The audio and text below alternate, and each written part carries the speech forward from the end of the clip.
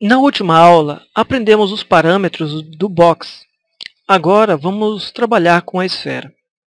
Bom, clique primeiro na esfera e nós vamos ter, a princípio, dois parâmetros aqui para podermos estudar. Um deles é o Center e o outro é o Edge. São duas opções aqui que você está vendo, onde podemos, olha, marcar ou desmarcar. Quando eu marco um, o outro é desmarcado e vice-versa. Para que servem essas duas opções? De forma padrão, o seu Create Method vai ficar marcado em Center. Isso significa que quando eu criar uma esfera aqui, olha, no centro, ou não importa onde eu vou criar, veja que a esfera ela vai crescer, mas a influência dela vai estar voltada para o meio. Aqui não está mostrando direito por quê? Porque tem uma opção aqui que eu marquei que não me permite visualizar da forma correta, que é essa opção aqui embaixo, olha, Best to Pivot. No seu computador provavelmente vai estar desmarcado. Então, deixar assim desmarcado por enquanto. Vamos lá novamente, olha, eu vou criar e veja que a esfera ela está crescendo, mas a referência de crescimento dela está voltada para o centro da esfera. Vamos apagar essa esfera e vamos agora utilizar essa opção aqui.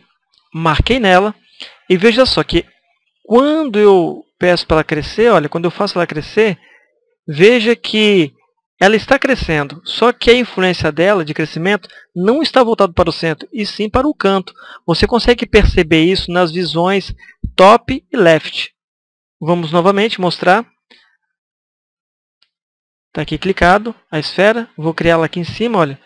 Veja que o crescimento dela está no canto, como você pode perceber.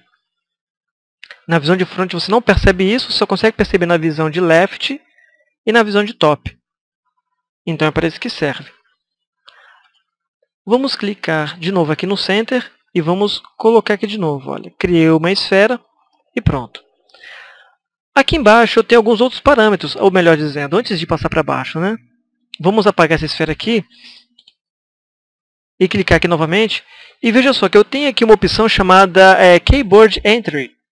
Esse Keyboard Entry, eu tenho aqui, olha, alguns parâmetros. O seu provavelmente vai estar em 0, mas isso aqui significa que eu posso digitar, na verdade, as coordenadas da minha esfera e o tamanho do raio. Vamos colocar as coordenadas em 0 e aqui eu vou colocar, por exemplo, um valor de, por exemplo, 30.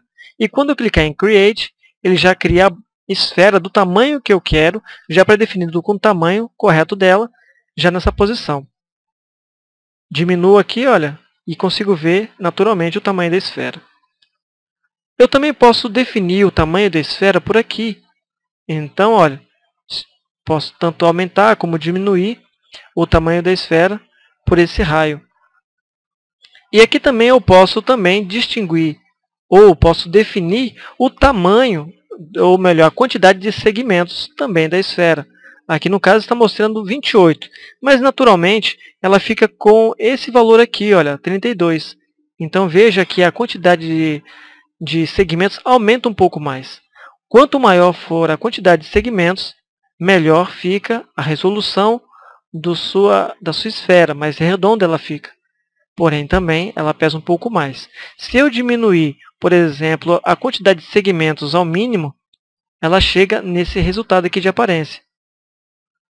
Esse formato de pirâmide. Outra coisa também é o Smooth. Agora, para que serve esse Smooth aqui? Veja que essa minha bola, né, a minha esfera está muito redonda. Veja que está muito suave o arredondamento dela aqui, apesar de ter 32. E se eu vir aqui, por exemplo, olha, em 18, veja que ela ainda continua um pouco redonda. Porém, se eu vim aqui e marco o Smooth, veja como é que ela fica facetada. A faceta, no caso, é essa forma aqui, olha, na verdade é a dureza das arestas. O Smooth ele suaviza isso aí. Para você visualizar as arestas, é só você apertar F4. Já explicamos algumas vezes para você. Se você pressionar F4, você tira o modo, no caso, o iframe dele sobre o sólido. Então é para isso que serve serve, no caso, o Smooth. O hemisfério, ele serve para o seguinte, olha, você pode cortar a bola no meio, dessa forma. Correto? Aqui, vamos colocar para 32. E veja só como é que fica essa esfera. Ele é bem útil, para você não ter que ficar cortando a esfera no meio.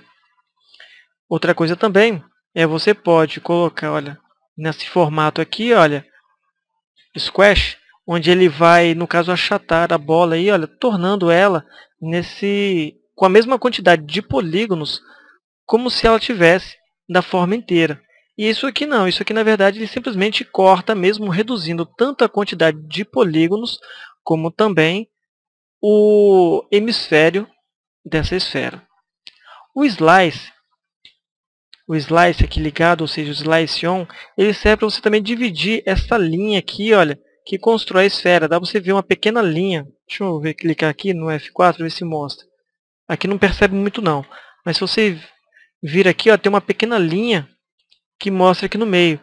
E essa linha, ela se divide, olha, no meio, para que você possa perceber aí, olha, a forma como ela está cortando, deixando ela dessa forma. Isto é o hemisfério. Ele pode dividir tanto de um lado como para o outro.